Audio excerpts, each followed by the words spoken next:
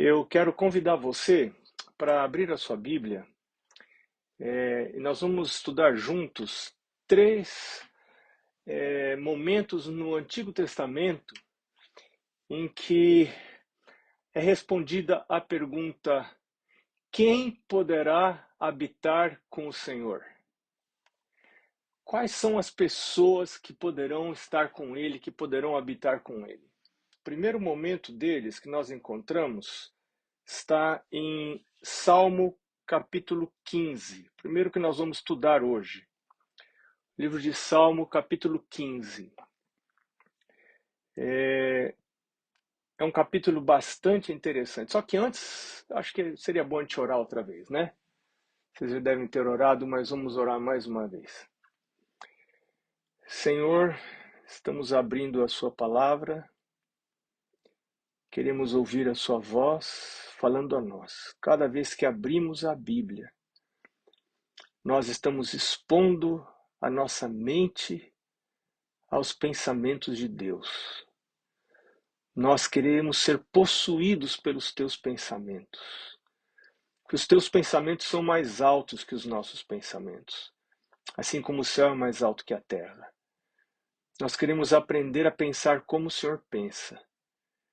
Então, Senhor, nós convidamos o Espírito Santo, os anjos para estarem conosco, para dirigirem a nossa mente para pensamentos santos, pensamentos de eternidade. Nós pedimos e agradecemos em nome de Jesus. Amém. Salmo 15 começa com uma pergunta. Essa pergunta que nós vamos perseguir hoje.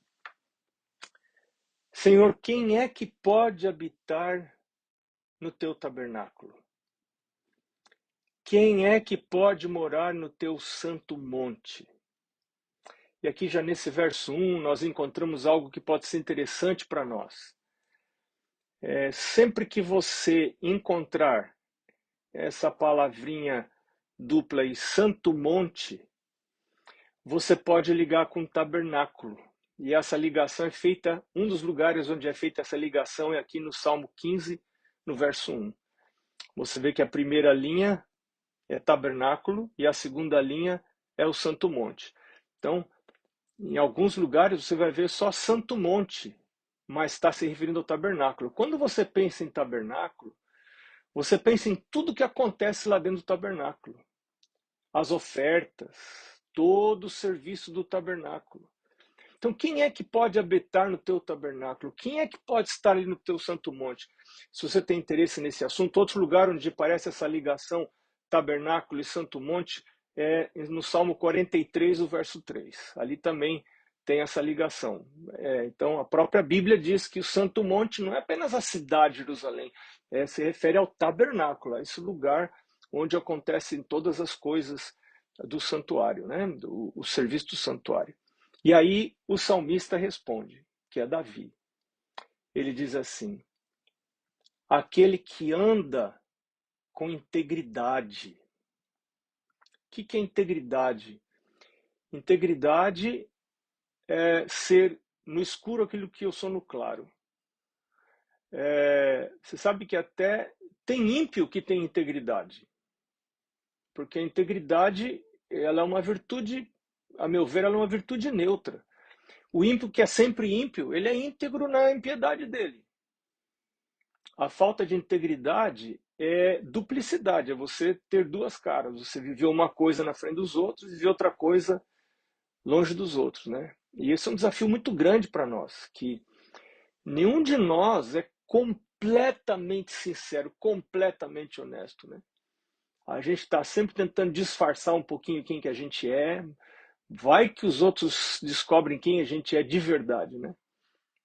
Então, mas aqui diz assim, aquele que vai habitar no seu tabernáculo é aquele que anda em integridade, aquele que pratica a justiça,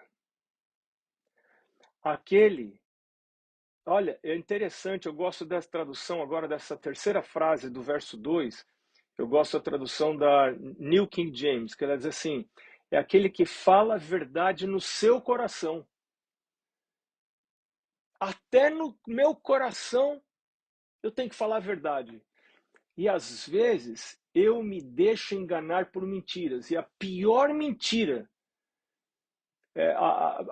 a mentira que tem mais sucesso em me enganar, é a mentira que eu conto para mim mesmo.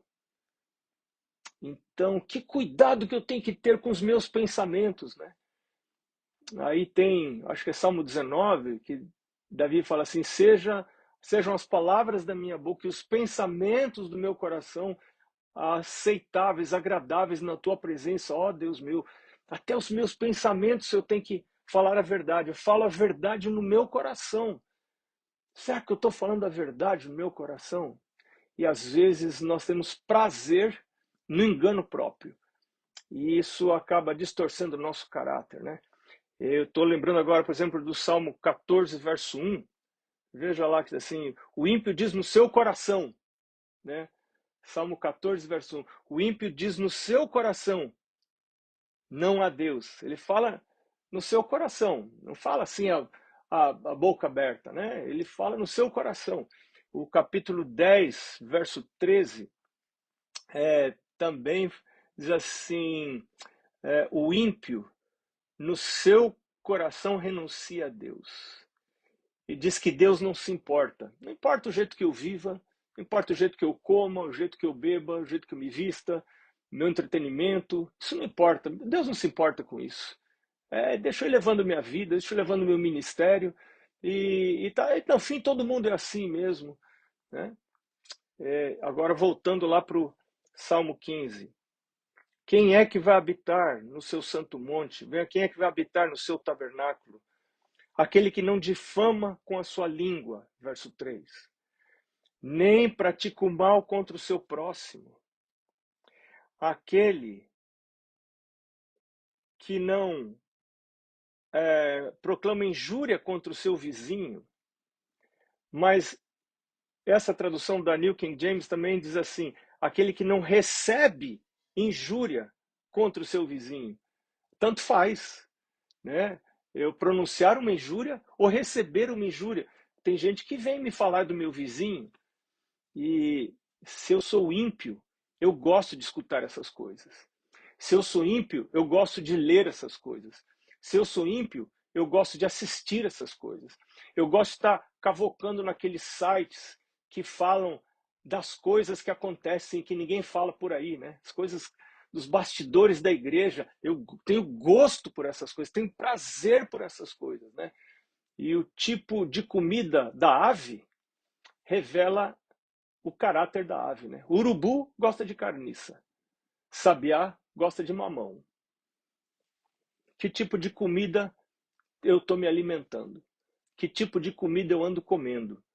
Né? Isso revela o que a fonte do meu coração, o que está jorrando, que tipo de água está saindo do meu coração. Verso 4, aquele em cujos aquele tem por desprezível o réprobo e que honra aqueles que temem ao Senhor. Num dos nossos encontros passados, eu tenho a impressão que eu falei um pouquinho sobre esse conceito de temor do Senhor, que é uma coisa que me interessa muito. Né? Temor do Senhor é o princípio da sabedoria. O temor do Senhor é ter prazer na lei de Deus, não apenas guardar a lei de Deus, mas é ter prazer na lei de Deus. O temor do Senhor envolve uma série de coisas. Envolve dirigir os filhos nos caminhos de Deus. Né? Aquele que teme ao Senhor, ele não apenas quer ir para o céu, ele está pensando nos filhos. E como é que eu vou levar os filhos? E agora um parênteses aqui, a nossa função como pastores. Né? Quanto tempo nós estamos dedicando aos filhos? Ellen White diz que o ministério não vai servir de desculpa para a falta de tempo para estar com os filhos. O ministério não vai servir de desculpa. Ah, mas eu me envolvi no ministério. O Senhor não vai aceitar essa desculpa da minha boca, né? Minha primeira responsabilidade são os meus filhos. Eu não posso sair por aí feito um louco, trabalhando, dizendo não, deixa a minha esposa cuidar dos filhos. Não, não. Tem coisas que só o pai pode fazer. E eu, de novo, vou dizer para você, leia o livro Orientação da Criança. Esse livro está fazendo falta na igreja hoje. E se nós não lermos esse livro, é porque nós não estamos levando a sério a salvação dos nossos filhos. Esse livro é fundamental para pais que têm interesse na vida eterna dos filhos. Se eu não tenho interesse na vida eterna dos filhos, é uma perda de tempo. Não vou ganhar nada lendo esse livro. Mas se eu quero ver a salvação dos meus filhos, esse é um livro que precisa ser lido. Continuando no verso 4, diz assim, respondendo ainda a pergunta, quem vai habitar no seu santo monte, né? Aquele que mantém os seus votos, aquele que jura com o próprio dano e não se retrata. Jura com o próprio dano, faço votos. A Nova Versão Internacional diz aquele que mantém os seus votos, né? Nós somos animados a fazer votos, né? Vários lugares na Bíblia, livro de Salmos, diz para nós fazermos votos. Os votos são importantes. Os votos fortalecem nossas decisões, né? Votos em vários aspectos, várias áreas da vida. Votos matrimoniais, voto de guardar o sábado, voto de devolver o dízimo, voto de impacto de ofertas. Os votos fortalecem as decisões que nós fazemos. E aqui diz assim, aquele que jura, aquele que faz votos e não se retrata, não muda. Verso 5. Aquele que não empresta o seu dinheiro a juros, a usura. Né? Esse é um assunto muito sério. Né? Quando a gente empresta dinheiro, melhor emprestar do que pedir emprestado. Né? A gente não deve pedir emprestado, mas deve emprestar. E a Bíblia diz que nós não devemos cobrar juros quando emprestamos nosso dinheiro. Porque o nosso ganho vem de cima, não vem daqui. Quando você empresta dinheiro e não cobra juros, você está falando, eu quero ganhar de lá. Ele tem mais para me dar do que você. Você não tem nada para me dar. Por mais que eu tente extorquir você, esse ganho não vai ser de valor algum para mim. Mas eu quero ganhar lá de cima. Então, quando você não cobra juros, você está dizendo isso. E a Bíblia tem em vários lugares, orientação para a gente não cobrar juros. Também não tomar suborno, é o último ponto do verso 5, não tomar suborno contra o inocente. E aí diz assim, quem deste modo procede, jamais será abalado. Então está aqui uma lista de características daquelas pessoas que podem habitar com o Senhor no seu tabernáculo e no seu santo monte. O segundo lugar, onde aparece uma lista parecida, é Isaías, capítulo 33. Vamos lá para Isaías, capítulo 33. Isaías 33, se não me engano, começando no verso 14. Deixa eu ver aqui. Isso mesmo. Diz ali assim, os pecadores, os ímpios, em Sião se assombram. Tremor se apodera dos ímpios. E aí eles fazem a pergunta, aqui são os ímpios que estão fazendo a pergunta. Quem há de habitar com fogo devorador? Quem de nós vai morar com as chamas eternas? E agora vem a lista de novo. Né? Aquele que anda em justiça. São listas bem parecidas, hein? Se você comparar a lista lá, parece que Isaías tinha decorado Salmo 15 e agora ele está, nas palavras dele, ele está de novo colocando o Salmo 15. Aquele que anda em justiça, anda em justiça. Meu Deus, me ajuda a andar em justiça. Fazer o que é justo, fazer o que é reto, no trânsito, em casa, com minha esposa, com os filhos. Aquele que fala o que é reto, não só faz o que é reto, mas fala o que é reto, o que sai da minha boca, né? As conversas, quando chega perto de quadrenal, quinquenal, que tipo de conversas que saem da minha boca, né? Meu pai falava assim para mim, meu pai é um pastor jubilado, né? E muita experiência, teve muita experiência nas coisas de Deus, na igreja. Ele dizia assim para mim, filho, quando perto de quadrenal, não seja visto em grupinhos. Não seja visto em grupinhos. Não seja visto conversando. Fique no seu lugar. Não participe dessas coisas. Não ande com essas coisas. Deixa o Senhor dirigir a igreja. Ele dirigia a igreja e a vida. A gente não dirige nada. A gente não consegue fazer nada. Não coloque a sua mão. Sai disso. Não toque nisso. Né? Aquele que fala o que é reto. Aquele que despreza o ganho de opressão. Aquele que com um gesto recusa suborno. De novo está falando de suborno. Mas agora ele acrescenta alguma coisa que não tinha lá no Salmo, no Salmo 19. Ele diz assim, aquele que tapa os seus ouvidos para não ouvir de homicídios. Esses dias eu fui postar um negócio no meu Instagram. E aí olhei um colega onde ele estava pregando e aí veio uma lista de imagens de ladrões se dando mal.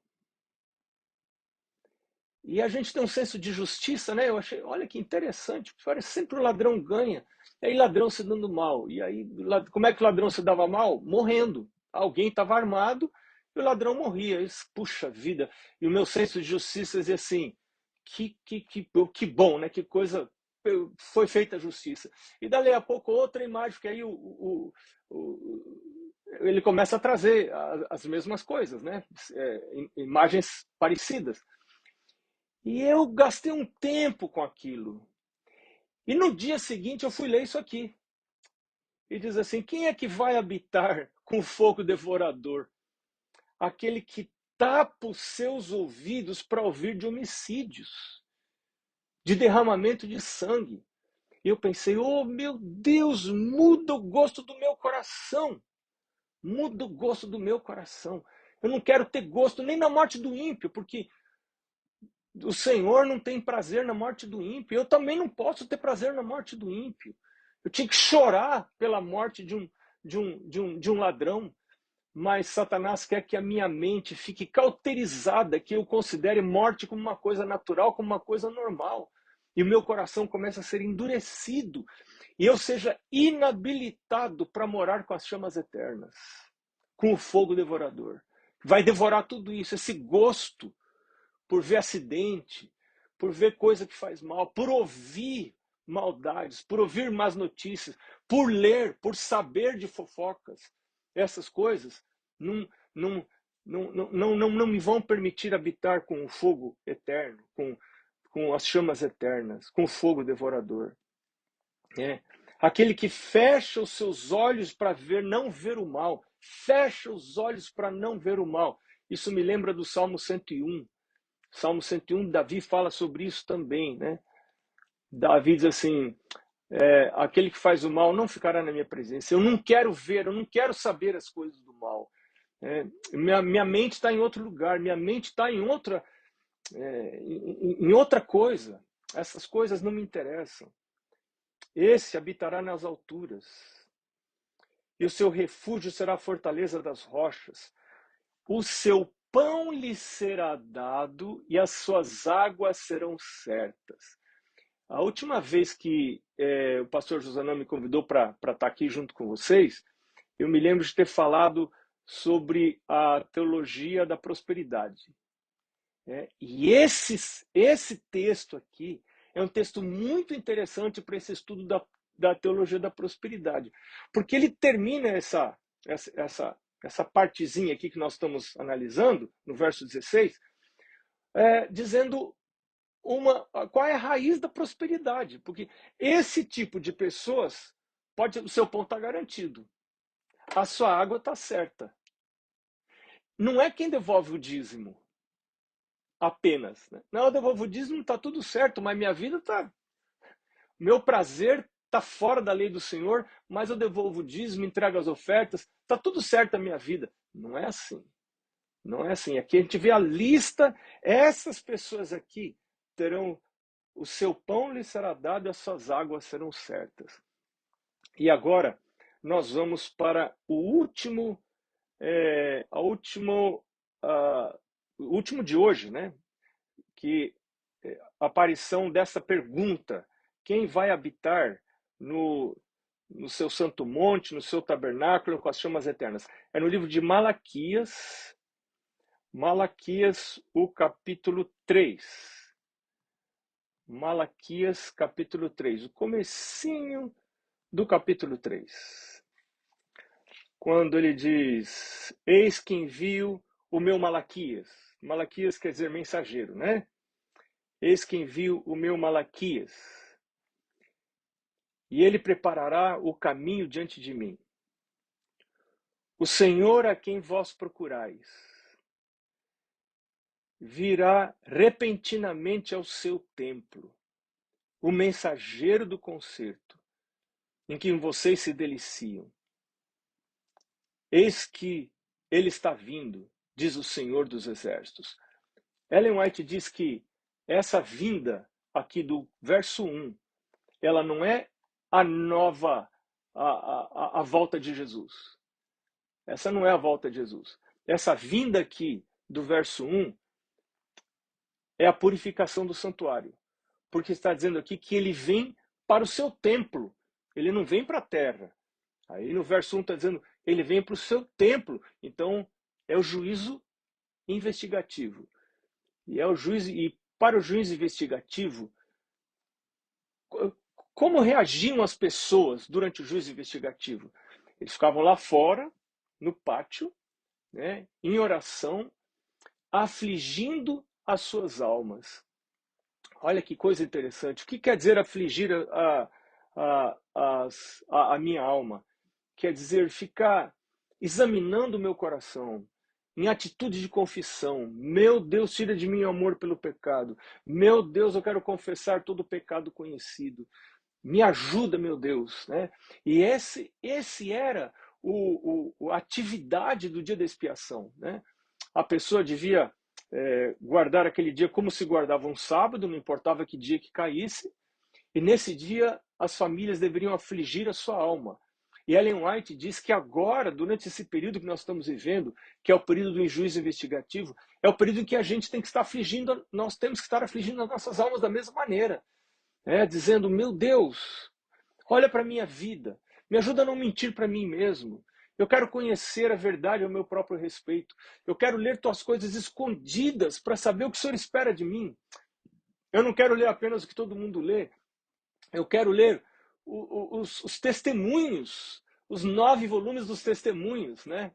O Espírito de Profecia. Não quero ler apenas Caminho a Cristo, Desejar de Todas as Nações, né? Parábolas de Jesus, que são leituras agradáveis, né? Eu quero ler as coisas profundas de Deus.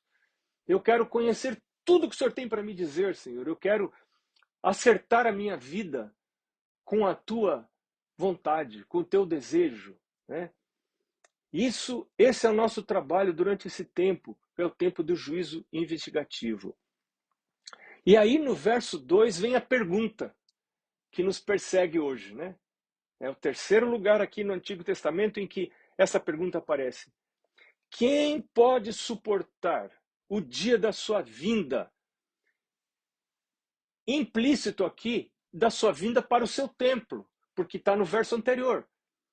Quem pode suportar a sua vinda para o seu templo, para o juízo investigativo, que hoje está correndo, os nomes estão correndo ali, estão passando os nomes daqueles que estão sendo investigados, né?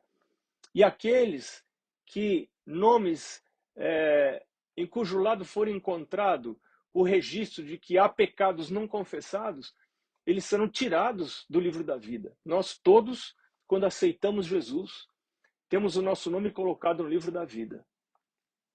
E lá em Apocalipse, diz assim, de modo nenhum tirarei o seu nome do livro da vida. Eu quero dizer que dá para ser tirado de lá. E quando é que esse nome será tirado do livro da vida? Quando nós professamos ser filhos de Jesus, temos o nosso nome acrescentado ao livro da vida, mas andamos com falta de integridade e temos pecados não confessados na nossa vida. Pecados que não são confessados não podem ser perdoados. Nem o sangue de Jesus, nem a morte de Jesus pode perdoar pecados que não são confessados. Mas não há pecado que, se confessado, não possa ser perdoado. né? Se confessarmos os nossos pecados, Ele é fiel e justo para nos perdoar os pecados e nos purificar de toda injustiça, né? E a gente deve chegar para o Senhor e confessar de maneira honesta. O que eu quero dizer com a confissão honesta? Confissão honesta é reconhecer o meu gosto pelo pecado, a minha inclinação pelo pecado, né? A tristeza pelo pecado nem sempre é uma tristeza emocional, né? Porque se eu analisar honestamente o meu interior, eu vou ver que não tenho tristeza pelo pecado, eu tenho prazer pelo pecado. Mas quando eu reconheço isso diante do Senhor e digo, meu Deus, eu reconheço que eu tenho prazer pelo pecado, tira de mim esse prazer. Essa foi a oração de Davi, né? Davi disse, cria em mim, ó Deus, um coração puro, renova em mim o espírito reto. Porque ele sabia que não tinha um coração puro. Onde é que estava o desejo de Davi? A gente já sabe onde é que estava o desejo de Davi, né? As ações dele revelam onde é que estava o seu desejo, onde é que estava o seu coração. Mas ele vai ao Senhor mesmo assim, e ele diz, cria em mim, Deus, um coração puro. Lá no Salmo 139, ele diz, sonda-me, ó Deus, examina o meu coração, vê se há em mim um caminho mau e guia-me pelo caminho eterno. Me examina, Deus. Abro o meu coração, abro a minha vida. Pode olhar tudo. Não quero esconder nenhum aspecto da minha vida aos olhos do Senhor. Eu quero que o Senhor veja tudo. Mas como é que a gente... Claro que o Senhor vê tudo, mas como é que a gente expõe tudo, né? A gente expõe tudo em oração. É o nosso momento de oração. Esse momento da confissão é um momento muito precioso, que a gente não deve fugir dele todos os dias, todos os dias, todos os dias. Confessar pecados. E mais perigosa está a minha situação se eu não encontro nada para confessar. Se eu não encontro nada para confessar, isso significa que eu estou distante, muito distante do Senhor. E imaginando que estou bem, né? Estou me sentindo bem, não acho que tem algum problema muito sério.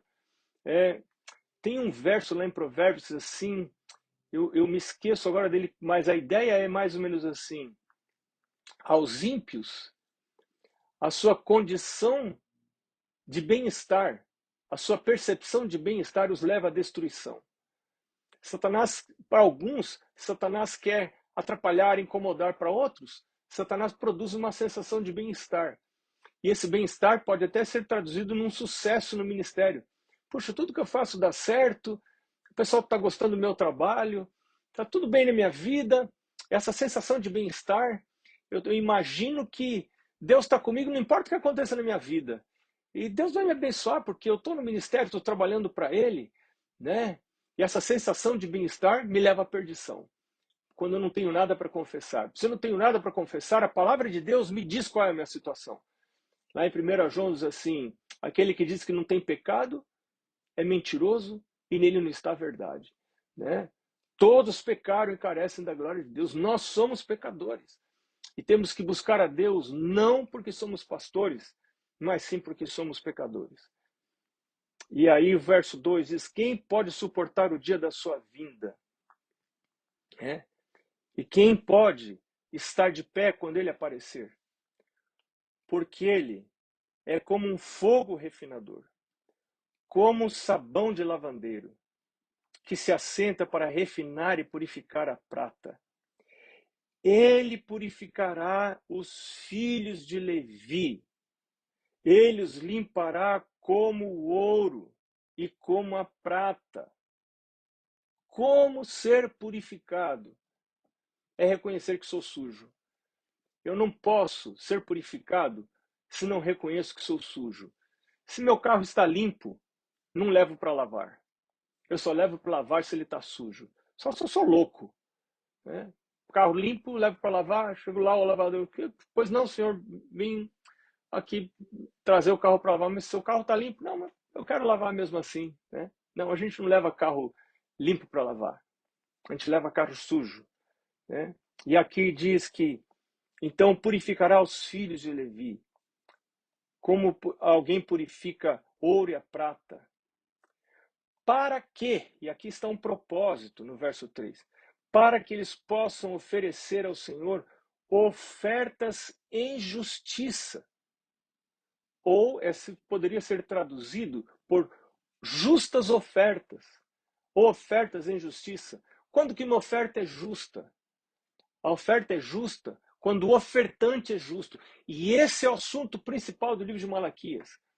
Nós normalmente nos lembramos do livro de Malaquias quando falamos de dízimo. Mas o dízimo só aparece ali, naquele pedacinho do capítulo 3 de Malaquias. Mas o resto do Malaquias é sobre oferta, não é sobre dízimo. E tentando explicar para a gente quando é que Deus aceita ofertas. Quando o meu coração não é justo, quando a minha vida não é íntegra, quando a minha boca não fala coisas retas, quando os meus olhos se deleitam na impureza, quando os meus ouvidos gostam de derramamento de sangue, eu posso ir à igreja levar a minha oferta, mas o Senhor não se agrada da minha oferta. Apenas quando Ele se assenta para me purificar, e então a oferta de Judá e Jerusalém será outra vez agradável ao Senhor, diz o verso 4, como nos dias da antiguidade, como nos primeiros anos.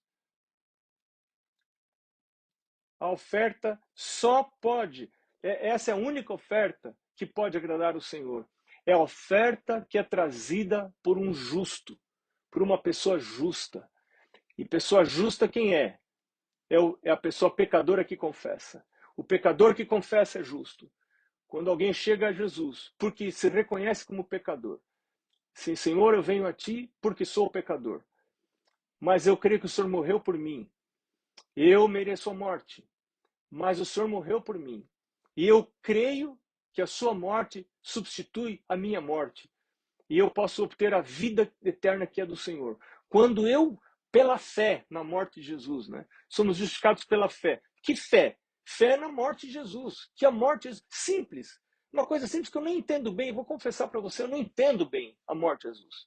Eu não entendo, mas eu aceito. Eu não entendo. Como que uma coisa tão simples? Para mim é simples porque não fui eu que morri lá. Né?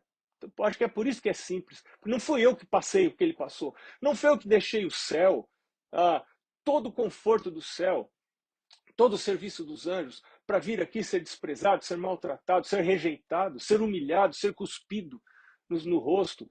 Não fui eu, foi ele. Então, para mim, isso é muito simples. Né? E é para ser simples mesmo. Salvação não é coisa complicada. Salvação é coisa simples. Né? Quando eu, pela fé, aceito o sacrifício dele, o que ele fez, mesmo sem entender que o sacrifício dele substitui a minha morte, eu posso ter a vida eterna por causa da morte dele. Então Deus olha lá do céu e fala assim, aí está indo um justo. Como? Como que pode ser um justo, sendo quem eu sou? Ah, mas Deus me considera justo por causa de Jesus. Né?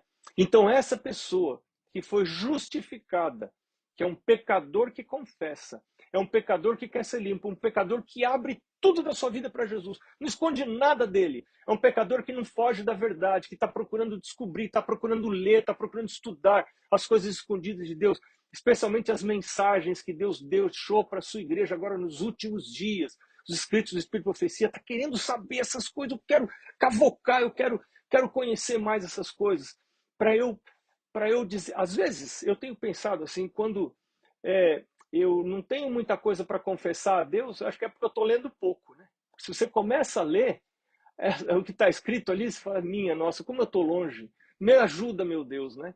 Como eu estou longe. Agora, por isso Satanás não quer que a gente leia, né? Se a gente começar a ler essas coisas, a gente vai ver que precisa crescer, né? Mas é fácil resolver isso, né? Você confessando, está limpo, está purificado, está santo. E agora Deus pode aceitar a minha oferta. E essa oferta, verso 4, diz a oferta de Judá e Jerusalém será agradável ao Senhor, como nos dias da antiguidade. É muito interessante porque a gente ouve pessoas que não têm conhecimento teológico algum, né? Dizendo que o livro de Malaquias foi escrito para os sacerdotes. Né? Esse é um dos versos. Tem vários versos aqui no livro de Malaquias que mostram que não é só para sacerdotes. Porque nos versos anteriores ele fala dos filhos de Levi, mas aqui ele está dizendo das ofertas de Judá e Jerusalém. Ou seja, são todos, não é apenas para os sacerdotes. Judá e Jerusalém serão agradáveis ao Senhor como nos dias da antiguidade, como nos primeiros anos. E agora, no verso 5, ele diz, e eu me achegarei a ti, para juízo. Agora esse juízo é a segunda vinda. Aquele lá de cima, a vinda ao seu templo, é o juízo investigativo. Agora, esse juízo aqui do verso 5 é o juízo executivo. Ellen White fala sobre isso no livro Grande Conflito. A diferença entre esses dois juízos aqui no capítulo 3 de Malaquias. Um lá em cima, juízo investigativo. Esse aqui embaixo é o juízo executivo. E eu serei rápida testemunha, veloz testemunha. Contra quem? Contra os feiticeiros. Aqui está a infidelidade espiritual.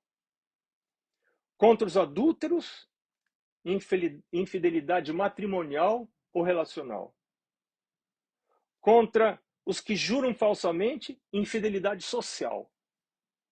E contra os que exploram o salário dos jornaleiros, das viúvas e dos órfãos, aqui é infidelidade financeira ou econômica. E contra aqueles que desviam o estrangeiro, discriminam o estrangeiro. Aqui infidelidade étnica, social também. Né? Que coisa triste isso. Pessoas com ideias de superioridade. Né? O meu país é melhor do que o seu. Né? A minha raça é melhor do que a sua raça. A minha região é melhor que a sua região. Isso é horrorendo aos olhos de Deus. Porque nós todos somos uma só carne. Nós todos somos uma só raça humana. Deus nos fez todos filhos de Adão. Lá na criação nós somos um só. Não existe superioridade. Quando nós abrigamos essas ideias de superioridade por região, por língua, por raça, por etnicidade, isso é muito desagradável ao Senhor. E aqui ele termina o verso 6 explicando por que as pessoas agem assim. Porque não me temem, diz o Senhor dos Exércitos. E aí nós terminamos essa sessão, ele dizendo, porque eu, Senhor, não mudo. Vocês não são consumidos, filhos de Jacó. A graça e o perdão estão sempre disponíveis. Ele não muda. A graça e o perdão estão sempre disponíveis. Que Deus nos abençoe e nos ajude a estarmos preparados para habitar com Ele no seu santo monte, no seu tabernáculo, com as chamas eternas, com o fogo consumidor, com aquele que vai se assentar e purificar e refinar como alguém purifica o ouro e a prata. Deus nos abençoe. Vamos orar? Senhor Deus, queremos receber o que não temos. Nós nascemos pecadores, filhos de pai e mãe pecadores. Mas queremos ser adotados pelo Senhor. E queremos ser filhos de Deus. Semelhantes ao nosso Pai que está nos céus. Um Deus justo, Deus santo, Deus da verdade, um Deus poderoso, um Deus amoroso. Senhor Deus, nos faz semelhantes ao Senhor, para que possamos habitar junto com o Senhor, que é Emmanuel, Deus conosco, foi e será. O livro do Apocalipse diz que o Senhor vai habitar entre nós outra vez. Fica conosco, Senhor, nos desafios do nosso trabalho, que é ao nos levantarmos para falar, para desafiar pessoas a fazerem sacrifícios, a fazerem votos, que as pessoas possam ver nos nossos olhos que estivemos andando com o Senhor. Abençoa cada um desses colegas, Senhor, sua família, sua casa, sua saúde. Eu peço isso em nome de Jesus. Amém.